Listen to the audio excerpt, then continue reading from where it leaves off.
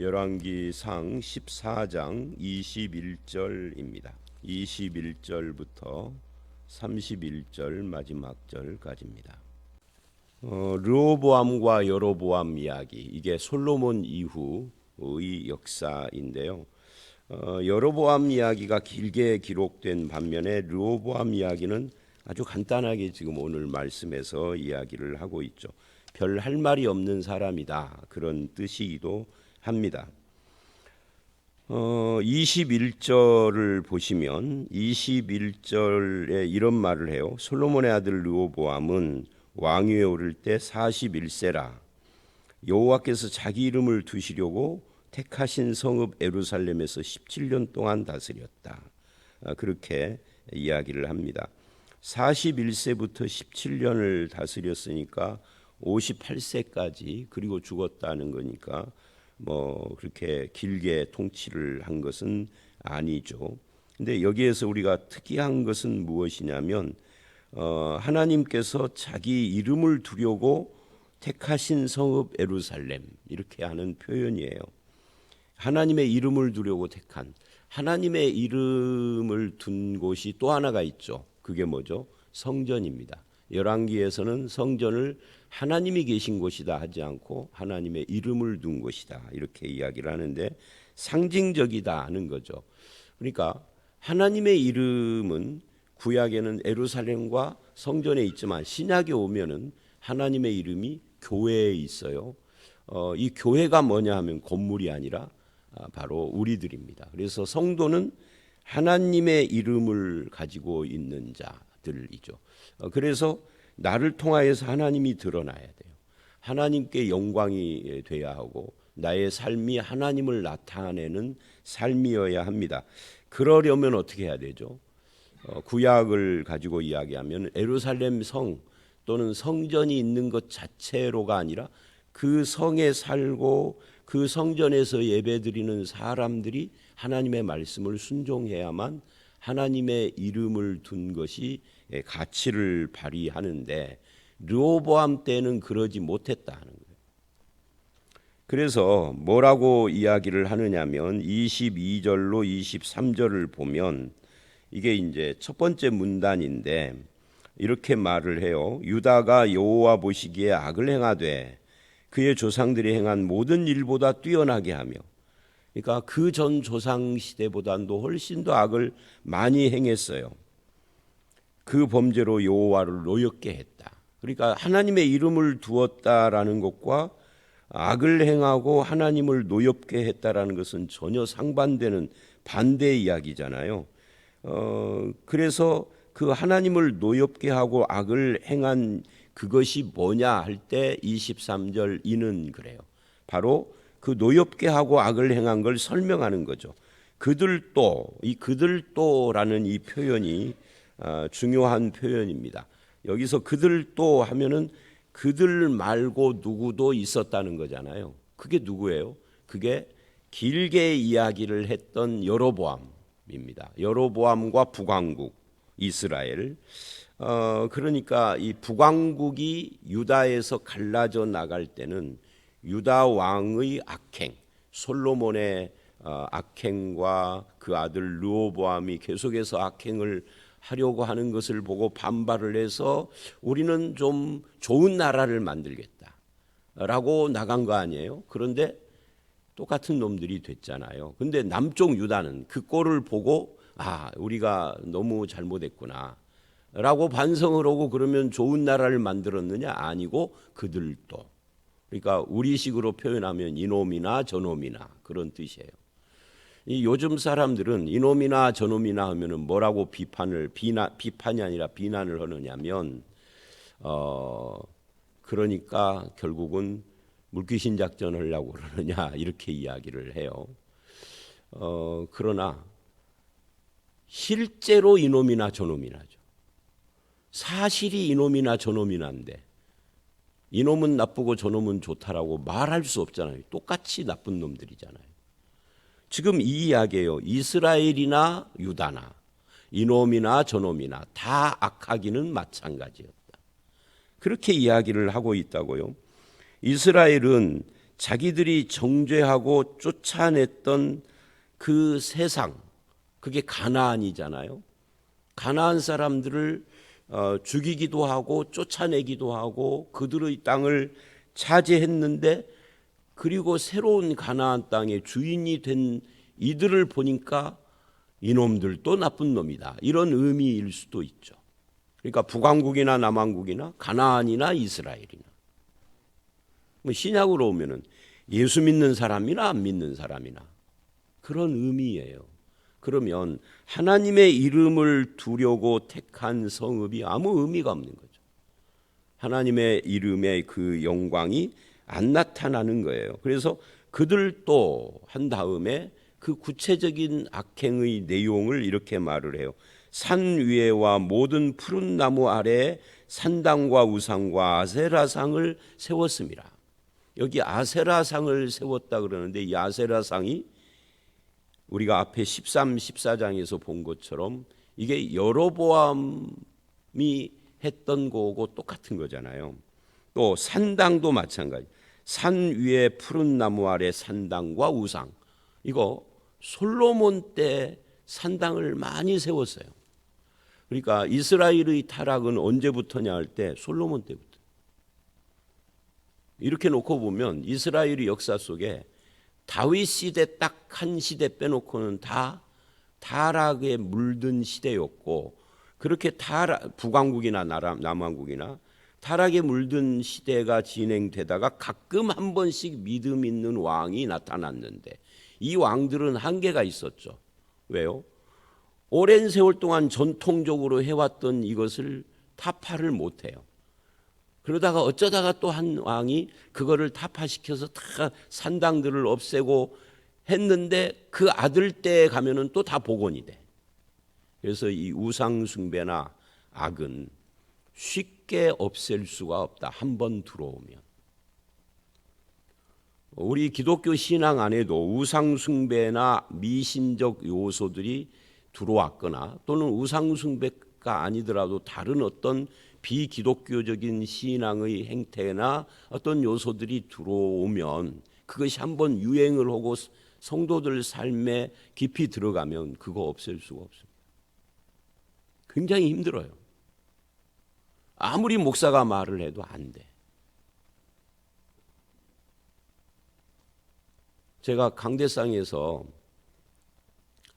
방언이 그렇게 중요한 거 아닙니다. 여러 은사 중에 하나입니다. 저는 방언을 부정하지는 않아요. 하나님이 주시면 하는 거죠. 근데 이런 방언은 부정해요. 사람들에게 배워서 하는 방언은 가짜야. 성경적인 지지를 받을 때가 성경 한 군데도 없어. 그래서 제가 방언을 표현할 때 입에서 오토바이가 달리고 할렐루야 기도원 같은 그런 데를 비판하는 것 섞어서 손에서 불 나간다 그러는 거예요. 이게 이 두 마디가 사실은 한국교회 신비주의의 핵심이거든요. 선교 시간에 아무리 그런 말을 주구장창 떠들어도 너는 그래라 하고 나는 하는 성도들이 있다는 이야기잖아요. 이거 뿌리 뽑기가 그렇게 어려운 거예요. 악행입니다. 그거는 신앙이 아니에요. 악한 행위예요. 성경이 없는 거 가지고 그렇게 하는 것은 악이죠. 그러니까 이스라엘도 솔로몬 시대에 이 산당 세우고 하면서 시작된 이것이, 북왕국은 뭐 말할 것도 없으니까 제쳐놓고 얘네들은 그냥 망할 때까지 악행만 했으니까, 남왕국은 그래도 간간히 선한 왕이 태어났지만 유다도 망할 때까지 이 산당 못 없앴습니다. 마지막에 요시야 왕이 없앴는데 요시야 왕 죽고 그 아들들이 왕 되면서 다시 다 복원됐어. 그래가지고 나라가 망했어. 나라가 망하고 70년 만에 돌아온 뒤에서야 산당이 없어졌어요. 그러니까 이런 거죠. 하나님 입장에서는 이놈들의 죄악이 망해야 없어진다예요. 여러분, 그러면 안 되잖아요. 그거는 이스라엘은 그렇고 우리는 망해야 없어지는 이 길을 가면 안 되잖아요. 정신 차리셔야 합니다. 내 신앙의 행동이 성경적인가 아닌가에 대해서 확실하게 해야 합니다. 그냥 어디선가 배운 거 가지고 오면 안 됩니다. 진리에 합당하지 않는 건 철저히 버려버려야 돼요. 바뀌어야 돼요. 그런데 이스라엘은 안 그랬다. 그래서 온 나라가 산당 천지가 되고 우상숭배가 가득하고 아세라상을 섬기고 그게 하나님이라고. 어쩌다가 이렇게 됐을까? 솔로몬이 귀가 가렵겠지만 솔로몬이 죽었을 때 르호보암이 41살이에요. 41살에 왕 됐다고 하니까, 그러니까 솔로몬의 말년에 타락과 우상숭배의 삶이었다고 한다면 이 르호보암은 그때가 20대 30대 인생에 가장 혼란스럽고 고민이 많고 마음이 아직 확정이 덜 된 그런 20대, 이런 때에 아버지의 타락을 보고 배운 거잖아요. 또 21절을 보면 아까 우리가 21절 했지만 제가 일부러 넘기고 온 부분이 있어요. 그게 뭐냐면 이렇게 말을 해요. 르호보암을 이야기하면서 그의 어머니는 이름이 나아만데 암몬 사람이라. 이름이 중요한 건 아니에요. 뭐 이름이 나아마든 너아마든 암몬 사람이다, 이게 중요해요. 그런데 이게 왜 중요한지, 얼마나 중요한지 31절에 이 문단을 르호보암의 생애를 마치면서 한 번 또 등장을 해요. 그의 어머니의 이름은 나아마요 암몬 사람이라. 암몬 사람이라 이 말은 한마디로 말하면 우상숭배하는 지역의 출신 여자를 솔로몬이 부인으로 맞이하고, 이 여자 하나가 아니죠. 1000명의 부인을 놓고 그거 다 우상숭배 지역 출신들이잖아요. 그 여자들이 이스라엘로 와서 이스라엘의 동화가 된 것이 아니라 자기 집 성읍을 따로 다 가지고 있어서 이스라엘 신앙으로 동화될 기회도 없이 그냥 자기 신 섬기고, 거기서 태어난 자식이 어렸을 때는 어머니한테 영향을 받고 자라서는 아버지의 그 우상숭배를 용인하는 타락한 모습에 영향을 받았으니 신앙이 제대로 들어갈 리가 없는 거죠. 그 이야기 지금 하는 겁니다. 르호보암의 타락은 결국은 자기 어머니와 자기 아버지의 영향이었다는 것을 말하고 있는 거예요. 그게 우상숭배다는 거죠. 이 암몬 사람의 신은 뭔 줄 아십니까? 그게 밀곰과 몰록이에요. 밀곰, 몰록, 이것들은 어떻게 숭배하는 줄 아십니까? 자식을 바치는 종교요, 이게. 성경에서 아주 극악한 죄악으로 취급을 하는. 근데 솔로몬이 통치하는 시절에 이런 여자를 아내로 하고 솔로몬이 죽을 때 그런 여자의 아들을 자기 후계 왕으로 세웠다는 것은 이거 솔로몬의 책임이죠. 결국 이방 문화에 익숙하고 우상 숭배에 익숙해 있던 르호보암은 변화될 수가 없었던 겁니다. 그러면 여러분도 그렇고 여러분의 자녀는 어떤 문화에 익숙한가요? 기독교 문화와 신앙에 익숙한가요? 세상 문화에 익숙한가요? 세상 문화에 익숙한 자녀로 만들면 안 돼요. 그게 바로 르호보암이에요.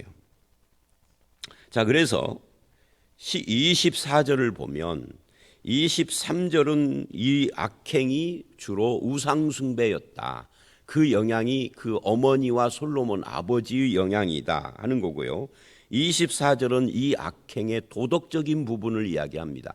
23절은 종교적인 부분이고 도덕적인 부분인데 뭘 이야기를 하느냐 하면 그 땅에 또라는 말은 앞에 우상숭배의 죄악 말고 또 다른 죄악이 있었는데 남색하는 자가 있었고 그래요.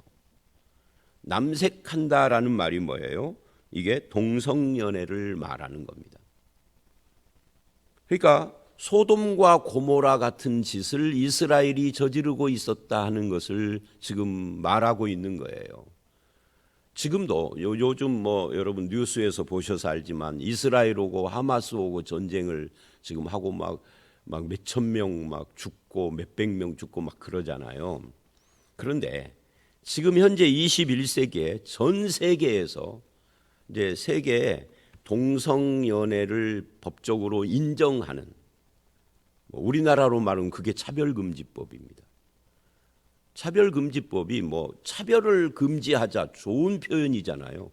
근데 차별금지의 내용으로 들어가면은 동성연애자들 비판하면은 안 된다는 이야기예요. 그러니까 여러 가지 중에 그게 들어가 있어서 악한 법이라는 거죠. 그거를 빼면은 차별금지법을 반대할 이유가 없죠. 그런데 제가 왜 이야기를 하느냐면, 이렇게 우리나라도 그쪽으로 점점점 언젠가는 그 법 통과될 겁니다. 이건 뻔한 거예요, 역사를 보면. 그런데 동성연애 그 법이 통과돼서 이거를 비난하거나 이거를 제지하면은 벌금 물고 오는 그런 국가들이 세계에 압도적이지는 않지만 주로 선진국을 중심으로 해서 많아요. 그런데 그런 중에 가장 동성애자가 많은 나라가 어딘지 아세요? 그 지금 현재 이스라엘이에요. 어떤 분이 저한테 그러더라고요, 얼마 전에. 이 이스라엘하고 팔레스타인이 싸우는 걸 보면 심정적으로 이스라엘 편이 된다는 거죠, 저절로. 성경에서 이스라엘이라는 말을 많이 들었기 때문에. 저도 마찬가지예요. 근데 정확히 따져보면은 전 세계에서 기독교를 가장 핍박하는 나라들 이렇게 꼽으면 그 중에 이스라엘이 들어갑니다. 물론 북한이나 이런 데처럼 그러지는 않지만 그 핍박 국가예요, 이스라엘도 지금. 근데 반대로 이스라엘과 싸우는 팔레스타인, 그 팔레스타인도 이제 가자 지구가 하고 서한 지구하고 이게 좀 틀려요. 서한 지구는 조금 가자 지구하고 성향이 다른데, 그 서한 지구에 있는 팔레스타인은 현재 이스라엘보다 기독교인이 수가 더 많대요, 프로수가. 거기서 활동하는 이 전라북도 전주 출신 선교사가 한 말이요. 근데 거기서 활동을 하니까 팔레스타인 사람들하고 친하고 그들 중에 기독교인들도 제법 되는데, 한국에만 오면은 사람들이 팔레스타인 욕하고 이스라엘 편든데, 누가? 기독교인들이. 왜? 성경에서 이스라엘이라는 명칭을 많이 들어서 익숙하거든요. 사람이 익숙한 것이 문제예요. 그건 이 말을 하는 저도 그래요, 저도. 그런데 냉정하게 생각하면은 사실은 이쪽도 저쪽도 우리는 편들 수도 없지만, 어떻게 보면은 기독교인이 훨씬 더 많은 팔레스타인을 더 심정적으로 동조해야 하는데 안 그런다는 거예요. 자, 뭔 말을 하고 여기까지 왔느냐면, 이스라엘이 지금 현재 전 세계에서 이 동성연애자들이 제일 많이 있고 또한 제일 많이 몰리는 곳이에요. 그쪽에. 다른 나라 사람들도 동성연애자들이 그쪽을 많이 간대요. 그래서 매년 거기서 축제를 하고. 자, 근데 그것이 지금 현재 그러는데, 이 르호보암 시대, 지금부터 거의 3,000년 전부터 그랬다는 거죠. 야, 이게 뿌리가 깊어요.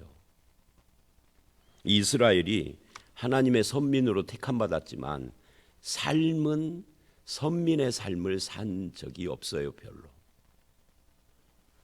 자, 그런 것 때문에 하나님 보시기에 악을 행하여 하나님이 진노했다, 노여워하셨다 하는 이야기가 24절까지의 이야기입니다. 하나님이 원하시는 것은 뭐예요? 시편 1편을 보면 악인의 꾀, 죄인의 길, 오만한 자의 자리에 앉지 않고 순전한 마음으로 말씀을 즐거워하고 주야로 묵상하며 순종하는 자죠. 자, 그 다음에 이제 25절서부터 28절이 두 번째 문단이라고 할 수 있는데요. 25절 이하에 애굽 왕 시삭이 등장을 합니다. 르호보암 제5년에 애굽 왕 시삭이 올라와서 예루살렘을 치고, 이것도 참 재밌는 것이 뭐냐면 솔로몬이 애굽의 공주를 데리고 와서 정략 결혼을 하고 거기서 물꼬가 트이니까 주변에 있는 나라들의, 크고 작은 나라들의 공주나 이런 사람들을 계속 정략 결혼으로 데려와서 그래서 아내와 후궁 처첩들이 1000명이나 된 거거든요. 근데 목적은 딱 하나였어요. 솔로몬이 다스리는 이 나라가 주변 나라와 평화를 하려고. 그래서 솔로몬이 살아있을 때는 전쟁이 없었어요. 평화로웠죠. 솔로몬이 죽자마자 애굽 왕 시삭이 쳐들어왔어요. 사돈 맺으면 괜찮을 줄 알았는데 인간적인 생각인 거죠. 인간의 꾀예요. 그래서 애굽 왕 시삭이 이제 쳐들어와서 뭐를 했느냐라고 하면 이렇게 했어요. 26절 여호와의 성전 보물과 왕궁 보물을 모두 빼앗고, 그러니까 솔로몬이 왕궁과 성전을 얼마나 화려하게 지었습니까? 특히 성전은 금으로 막 치장을 다 했죠. 근데 그거 다 가져가 버렸다는 거예요. 그러니까 솔로몬의 그 부귀 영화가 한 세대가 지나니까 싹 없어져 버린 거죠. 그리고 특히 솔로몬이 만든 금방패를 다 빼앗은지라. 이 금방패 만들었을 때 제가 한 말이 있죠. 금으로 방패를 만들었으면 그게 실용적이냐? 전쟁을 할 때 쓸 수 있느냐? 그렇지 않죠. 무게가 엄청 무거워서 들기도 힘들고, 그 전쟁할 때는 가벼워야 뭐 휘두르고 그럴 텐데 그거 안 되고, 또 이것이 금은 단단한 게 아니고, 그래서 이건 뭐냐면 장식용이었는데 행사용인 거죠. 행사용. 외국에 사절이 왔을 때 금방패를 든 군인들이 양쪽으로 쫙 서서 번쩍번쩍 하면 막 뭐 우리 일본 말로 가오가서니까. 그런데 그거 싹 뺏겨버렸다는 거예요. 그러니까 솔로몬의 부귀 영화는 한 세대를 넘기고 다 사라지는 거예요. 그래서 세상 부귀 영화가 아무것도 아니다라는 것을 지금 보여주고 있는 거죠. 금방패를 다 뺏겼어요. 솔로몬이 의지했던 애굽으로부터 배신당했죠. 솔로몬이 자랑했던 금이 소용없이 됐죠. 하나님이 우리에게 원하는 것은 애굽을 의지하는 마음이 아니라 하나님을 의지하는 거고, 금을 내세우는 자랑이 아니다 그 말이죠. 하나님 앞에 겸손해야 하고. 그래서 전도서 3장 22절이나 4장 같은 데를 보면 우리의 죽은 뒤의 일을 우리가 볼 수 없다라고 말하면서 내가 쌓은 금이나 업적이라는 것이 얼마나 허무한 것인가를 이야기합니다. 그래서 우리는 그런 것들을 내세우면 안 되는 거예요. 그래서 금방패를 뺏기는데 행사용 뭐 방패들은 필요하니까 노스로 만들었다. 그렇게 지금 이야기를 하고 있어요. 그러면서 27, 8절에 그 놋방패를 어떻게 썼는가 하는 것을 이야기하는 것으로 마무리를 합니다. 사실 이 솔로몬의 부귀 영화는 그런 면에서 공허한 것이었다.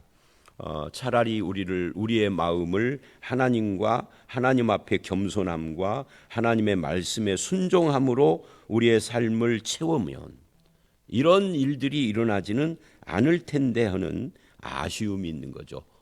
업적과 허영에 들뜬 솔로몬의 그 결과가 이렇게 나타나는 겁니다. 자기 아들 시대에.